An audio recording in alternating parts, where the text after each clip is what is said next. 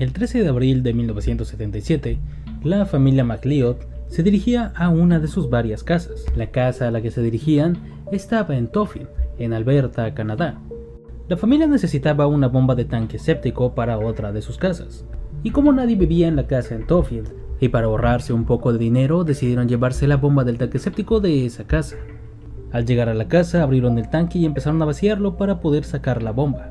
Mientras vaciaban el tanque, empezaron a toparse con cosas raras. Dentro del tanque había un calcetín. Eso no les pareció tan raro, e intentaron culpar a alguna lluvia que arrastró un poco de basura hasta su tanque séptico. Pero esa explicación perdió sentido cuando vaciaron completamente el tanque. Al fondo del tanque encontraron una manta amarilla, atada por ambos extremos, y dentro de ella había lo que parecía ser un cuerpo. Obviamente, llamaron a la policía. Obviamente este era un cuerpo, y por lo que se podía ver no le había pasado para nada bien en sus últimos momentos. Según la autopsia, pasó por lo siguiente.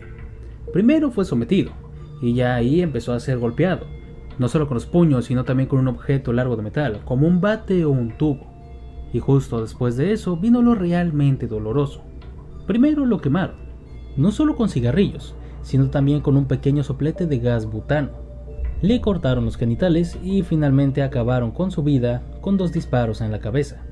Ya con el cuerpo sin vida, lo pusieron en la manta amarilla, le echaron cal viva, lo enrollaron y lo tiraron dentro del tanque séptico.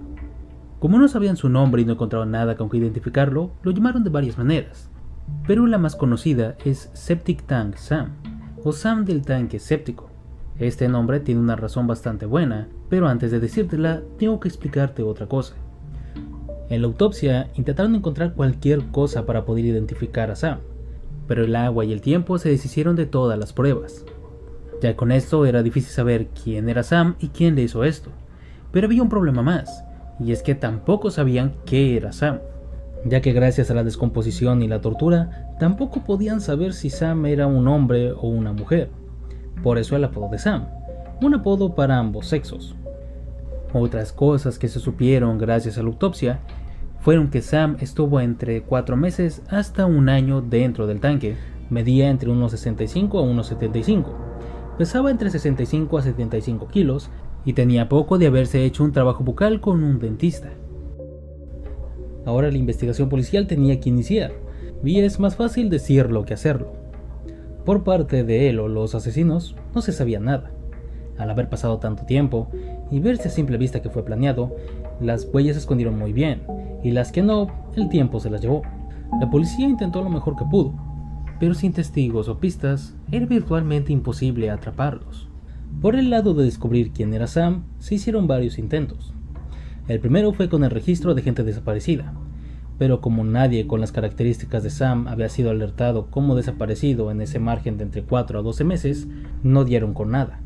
Después pasaron con el registro dental nacional, revisando más de 800 oficinas de dentistas en todo Canadá, para saber si es que en alguna de ellas Sam se había hecho ese trabajo bucal, y eso también falló.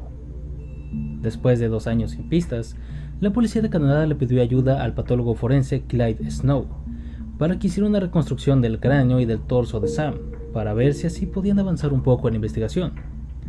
La reconstrucción se hizo, y este era el rostro de Sam. Además midió sus huesos, y con eso pudo hacer más descubrimientos. Sam tenía entre 25 a 35 años, era de origen indígena, y además era hombre. Gracias a la reconstrucción, la policía empezó a repartir carteles con la foto de Sam para ver si alguien lo reconocía. Pero después de 4 años nadie lo había identificado. Así que los carteles se dejaron de repartir. La investigación había llegado a otro callejón sin salida. Ya no tenían pistas y no estaban ni cerca de saber quién era Sam o quién acabó con él. Así que la investigación se estancó durante años, y por algunos años se pensaba que este sería otro caso sin resolver. Aquí damos un salto hasta el 24 de abril del año 2018. Ese día, un hombre llamado Joseph James DeAngelo, también conocido como el asesino del Golden State, es arrestado y condenado por varias pruebas de ADN en varios asesinatos hechos desde 1975 hasta 1986. La policía de Canadá decidió también utilizar esa táctica, no solo para encontrar a asesinos, sino también para encontrar parentescos en ADN en cuerpos sin nombre. El ADN de Sam fue enviado a Entran Inc., una compañía de biotecnología ubicada en Texas. Aquí usaron genealogía genética. Básicamente compararon el ADN de Sam con varias personas que tenían algún familiar desaparecido, dando con la hermana y una hija de Sam, así finalmente conociendo su verdadero nombre. Gordon Edwin Sanderson nació el 22 de octubre de 1950 en Manitoba, en Canadá, siendo parte de una familia de ascendencia indígena. Si sabes un poco de historia y por su etnia, sabrás que no tuvo una infancia para nada feliz, y esto fue gracias al scoop de los 60. Básicamente, entre finales de los 50 y finales de los 70, el gobierno canadiense hizo y modificó algunas leyes sobre las familias y los niños, las cuales digamos que no eran muy amigables con la gente de origen indígena. En resumen, gracias a estas nuevas leyes, las autoridades de protección infantil tenían todo el derecho y el deber de llevarse a los niños hijos de familias indígenas para llevarlos a un lugar mejor. Y por un lugar mejor me refiero a casas con una familia blanca, católica o cristiana. Gordon fue separado de su familia y dejado en otra, y eso obviamente lo afectó a futuro, ya que se volvió adicto a las sustancias ilícitas y empezó a juntarse con gente del bajo mundo de Canadá. En 1970, a sus 20 años, dejó la casa de sus padres adoptivos y se fue a vivir a Edmonton. Aparentemente, en 1977, Gordon se iba a reunir con su hermano menor de sangre en otra ciudad, pero jamás llegó, y tanto su familia adoptiva como su familia de sangre lo declararon como desaparecido, pero por la poca evidencia de estos casos jamás fueron contactados. Ahora uno de los misterios está resuelto: Sam es Gordon, pero aún falta otro, el cual probablemente jamás tendrá respuesta, y es quién mató a Gordon. Ya de por sí era difícil cuando el caso estaba recién descubierto, pero ahora con los años transcurridos es virtualmente imposible saber quién le hizo esto a Gordon. Aún así, se han hecho dos teorías de por qué le hicieron lo que le hicieron. La primera y la más obvia es que Gordon molestó a alguien que no debía, y eso fue tan grande que lo terminaron matando y torturando. La otra teoría dice que fue un crimen de odio. Se entiende que por la época y el lugar no era lo mejor para un chico de ascendencia indígena, así que tal vez alguien de Edmonton no quería que un indígena viviera junto a los demás blancos, y terminó matando y torturando a Gordon. Pero como ya te dije, por las pruebas y el tiempo, lo más probable es que jamás se sepa exactamente por qué le hicieron esto. Este caso inicia la mañana del 11 de agosto de 1994. El pescador Mark Peterson tomó su bote y fue a la parte norte del río Hawkesbury, en Sydney, Australia. Parecía ser un buen día. Estaba soleado, el río estaba relativamente vacío y tranquilo. Ya en el río navegó hasta un punto que le pareció bueno y tiró su red, pescando algo muy pesado. Este día no podía mejorar. La primera vez que lanzaba su red en todo el día y ya había pescado varios peces. Batalló un poco, pero sí pudo meter su red al bote. Pero lo que subió no eran peces, era un poste de metal en forma de esqueleto de pez, con algo amarrado dentro de una bolsa, saliendo de ella un cadáver en putrefacción. La policía llegó y vieron los restos. Esta persona fue atada por el cuello, piernas, pies y brazos al poste de metal. El cuerpo fue mandado al Instituto de Medicina Forense del suburbio de Gliby, y aquí pudieron saber un poco más de él. Era un hombre de ascendencia europea de entre 20 a 45 años, que medía entre unos 60 a unos 66, fue asesinado antes de ser metido a la bolsa de un golpe en la cabeza, y tenía debajo del agua entre 6 meses y un año. Ya sé lo que estarás pensando, pruebas de ADN, pero eso era imposible. Las pruebas de ADN a este momento no estaban tan avanzadas, y el ADN del hombre había estado comprometido por mucho tiempo. Los microorganismos del agua, los agentes contaminantes, los animales del río y la misma agua comprometieron demasiado el ADN, y al menos por el momento no se podía hacer una prueba de ADN que fuera 100% correcta. Y las huellas dactilares iban por el mismo camino. La corrosión del agua y los animales las habían deshecho por completo, así que por esos dos medios no descubrirían quién era. Como ya no podrían sacar nada de provecho del cuerpo, pasaron al poste.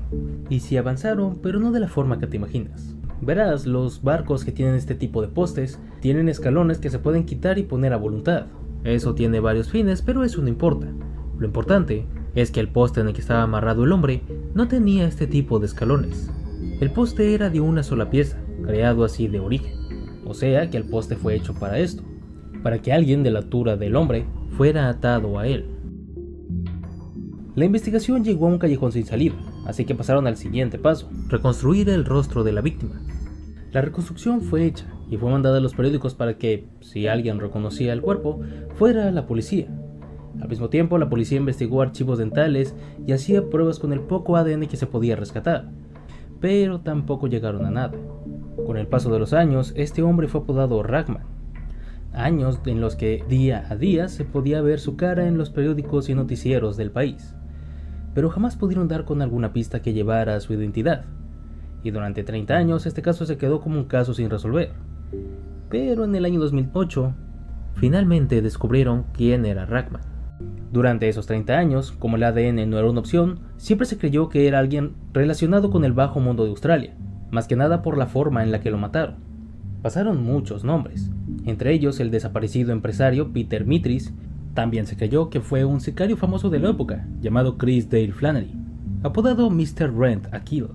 Pero cuando el análisis de ADN pudo avanzar lo suficiente, se pudo limpiar el ADN de Rachman, y finalmente se descubrió que su nombre era Max Takevsky, también descubriendo que la teoría de que era alguien relacionado al bajo mundo no estaba tan errada. En vida, Max no ganaba dinero de buena manera. Básicamente sobrevivía de apostar en los juegos en el bajo mundo, y con eso entiendes para dónde voy. El último día que se supo de Max fue el 11 de enero de 1993. Salió de su casa, fue al banco, sacó $1,800 y ya no se le volvió a ver. La teoría dice que esos $1,800 eran el pago para alguien, no fueron suficientes. El hombre que le debía lo mató, lo amarró al poste y lo tiraron al río. Y aquí pasó lo mismo que en el caso de Gordon. Ya se sabe quién es Rachman, pero no se sabe quién lo mató y por qué lo mataron así. Me rehúso a creer que fue un mafioso. No creo que alguien así tomaría tantas molestias solo para matar a alguien que le debía dinero.